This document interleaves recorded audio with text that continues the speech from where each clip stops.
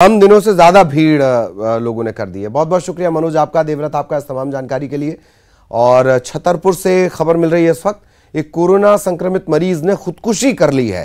Covid centre में इसने जान दे दी। 3 दिन पहले इसे कोविड सेंटर में भर्ती करवाया गया था। महोबा रोड स्थित कोविड सेंटर में यह भर्ती हुआ था। 35 साल का ये मरीज है और देर रात इसने खुदकुशी कर ली। पुलिस और प्रशासन की टीम मौके पर पहुंची है, परिजन भी मौके पर पहुंच चुके हैं। शासकीय उत्कर्ष सीनियर छात्रावास की यह घटना है जो कोविड सेंटर बनाया गया है।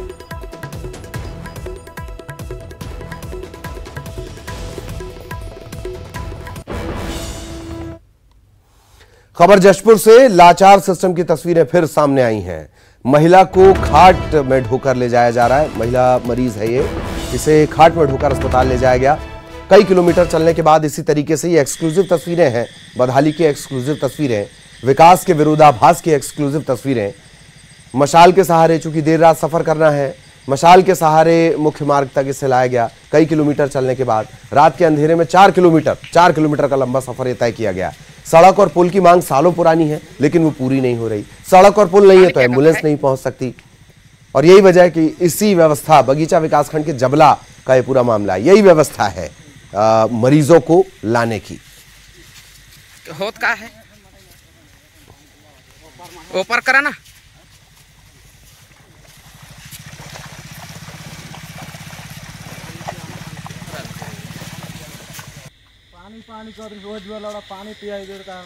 तो एक्सक्लूसिव तस्वीरें इस वक्त आप देख रहे हैं।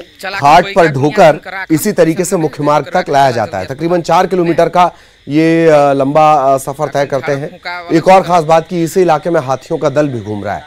हाथियों का दल घूमना, एक इस तरीके के जंगल को पार करना जहां जंगली जानवरों का हमेशा खतरा बना रहता है। कितनी जान आफत में ये डाल रहे हैं एक जान को बचाने के लिए, और उसे भी नहीं छोड़ा जा सकता। कोई अपने परिजन को इस तरीके से मरने के लिए नहीं छोड़ता है। किसी भी तरह वो उसे अस्पताल तक पहुंचाना चाहता है। अस्पताल पहुंचाने के लिए इस तरीके का इस्तेमाल किया जाता है। और ये 1 दिन की 2 दिन की बात नहीं है, अक्सर इसी तरीके से मरीजों को रात के अंधेरे में या दिन के उजाले में भी लाना है तो इसी तरीके से लाया जाता है। सहयोगी दीपक इस वक्त हमारे साथ जुड़े हुए हैं। दीपक, किसी जिम्मेदार से कोई जवाब मिल पाया? हम लगातार ये तस्वीरें दिखा रहे हैं, एक्सक्लूसिव तस्वीरें। दीपक, ललित, इस मामले में हमने अधिकारियों से बात की है। अधिकारियों का कहना है कि इस मामले में प्रस्ताव शासन को भेजा गया है और पुल और सड़क की मांग जल्द ही पूरी हो जाएगी। लेकिन सवाल ये खड़ा होता है कि सरकार जो है खबर दिखने के, और सरकार और प्रशासन खबर दिखने के बाद ही क्यों जागते हैं? इससे पहले इनका ध्यान इस ओर क्यों नहीं जाता? जब इस गांव के ग्रामीण अधिकारियों के पास जाते हैं, नेताओं के पास जाते हैं, तब वो क्यों नहीं जागते? अब जब खबर मीडिया में दिखाई जाती है तभी ये जवाब क्यों आता है कि इस ओर काम किया जाएगा? लेकिन सबसे बड़ी बात यह है कि अभी भी अधिकारियों का कहना है कि इस मामले में कार्रवाई की जाएगी, काम होगा, सड़क का काम होगा। ये बताएं दीपक कि ये जो जबला का मामला है, अगर ये पुल और सड़क की मांग पूरी होती है तो क्या सिर्फ जबला को या आसपास के कई और गांव हैं जिनको राहत मिलेगी इस सड़क और पुल के बनने से? कितनी आबादी होगी जो इस तरह से परेशान है?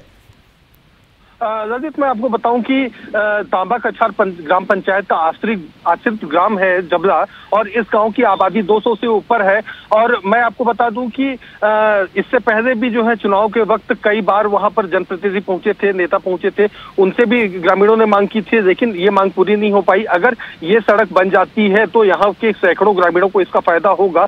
और सिर्फ जबला गाँव ही है इस मार्ग पर जो वहां पर पहुंचविहीन है। और सबसे खास बात है कि ये पूरा इलाका हाथी प्रभावित क्षेत्र है। यहाँ के ग्रामीण आए दिन हाथियों के आतंक से परेशान रहते हैं। लोगों की मौतें भी होती है हाथियों के हमले में, लेकिन उसके बावजूद यहाँ पर विकास कोसों दूर है। ना ही इस गांव में आज तक बिजली पहुंच पाई है, ना सड़क पहुंच पाई है, ना ही पेयजल की सुविधा है। तो आप अंदाजा लगा सकते हैं कि छत्तीसगढ़ का ये जो जशपुर गांव है, जशपुर का जो जबला गांव है, ये विकास यहाँ पर किस तरह हुआ है। जी जी, बहुत बहुत शुक्रिया दीपक इस तमाम जानकारी के लिए।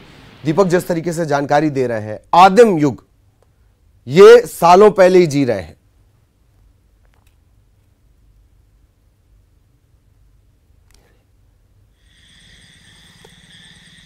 तो हाथियों का आतंक भी इस इलाके में रहता है। जबला गांव तकरीबन 200 की आबादी अकेले इस गांव की है। कई बार जनप्रतिनिधि यहां पहुंचते हैं, चुनाव के दौरान पहुंचते हैं।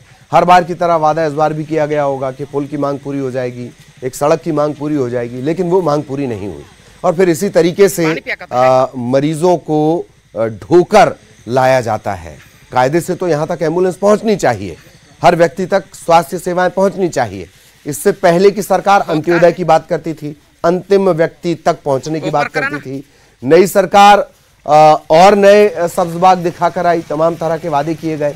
बावजूद इसके सरकारों के चेहरे बदल रहे हैं। अगर नहीं बदल कुछ पा रहा है तो वो है इन ग्रामीणों की स्थिति, इनकी दुर्दशा।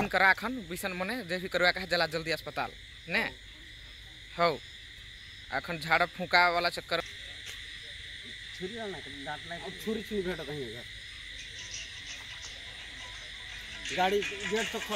और टीएस सिंहदेव साहब इस वक्त हमारे साथ जुड़े हुए हैं। सिंहदेव साहब, एक तस्वीर हम लगातार दिखा रहे हैं, जशपुर का ये मामला है, जशपुर के जबला गांव का ये मामला है और वहां सड़क और पुल की मांग कई अरसे से की जा रही है। तकरीबन 4 से 5 किलोमीटर ये मरीज को ढोकर लेकर आते हैं, खाट पर बिठाकर। जी जी, ऐसे अभी भी छत्तीसगढ़ में कई इलाके हैं जी, बस्तर के इलाके हैं, जंगल क्षेत्र उत्तर छत्तीसगढ़ में, पूरब छत्तीसगढ़ में, पश्चिम छत्तीसगढ़ में, जहां अभी भी घने जंगल हैं जी। कुछ ऐसे इलाके अभी भी हैं, कुछ गांव ऐसे भी हैं जो सड़क से या पुल से नहीं जुड़ सके। ऐसी स्थिति में इन गांवों में दिक्कत होती है बरसात के समय लोगों को जी, और प्रयास यही रहता है कि इनको जोड़ा जा सके, जल्दी से जल्दी एक एक करके ऐसे गांवों को लिया भी जा रहा है, तो पहुंच विहीन गांव कम से कम रह जाएं, यही प्रयास है। जी जी, पहुंच विहीन गांव कम से कम रह जाएं। सिंहदेव साहब, एक और खास बात कि चूंकि उम्मीदों का एक प्रचंड जनादेश आपके साथ है, यही वजह से उम्मीदें भी बहुत ज्यादा हैं। क्या जो स्थानीय जनप्रतिनिधि हैं उनकी जवाबदेही तय करने की अब नौबत आ गई है, स्थिति आ गई है? निश्चित रूप से जवाबदेही, चाहे वो स्थानीय हो चाहे शासन के प्रतिनिधि हो जी, ये हम लोग की जवाबदारी है, इसमें कोई दो बात नहीं हो सकती। और ऐसे इलाकों को जितने जल्दी हम जोड़ सकें, यही हम लोग का कार्य है। जी जी, क्या जबला गांव या जशपुर का जो मामला हम दिखा रहे हैं, इसे लेकर भी कोई इनिशिएटिव जल्द से जल्द लिया जाएगा? जी निश्चित रूप से। अब जो ये बात आई है, बारिश का समय है, फिलहाल तो नहीं रोड बन पाएगा, लेकिन जैसे ही ये क्रिया समाप्त होती है काम हो सकता है, प्राथमिकता पे उसको जरूर लेंगे। जी, आप उन चुनिंदा लोगों में से हैं जो तथ्यों पर बात करते हैं। क्या कोई हमारे पास ऐसा आंकड़ा है सरकार के पास पहुंच विहीन गांव की स्थिति को लेकर? और एक दूसरा की स्थिति महतारी एक्सप्रेस को लेकर भी ठीक नहीं चल रही है, सरकार और महतारी एक्सप्रेस इनमें आमने सामने जैसी नौबत आ गई है।